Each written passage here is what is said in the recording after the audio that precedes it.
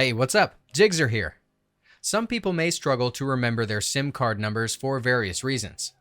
Whether you've recently changed your SIM card and want to know its number, in this video I will show you how to find it on iOS 17 and later versions on your iPhone.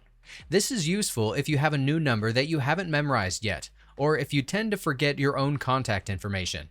Let's go. To view or edit your phone number on your iPhone, open the settings on your home screen. Scroll down and tap on Phone. This section is dedicated to settings and information related to your phone calls and phone number. On the phone settings page, you should see My Number. Your phone number will be displayed next to this option. You can tap on My Number to view or edit it if needed. You can also find your SIM card number on the Phone app. To do this, open the Phone app on your device. Tap on Contacts in the bottom menu. Look for My Card. This is the first contact listed on the screen. Your phone number will be listed under Mobile.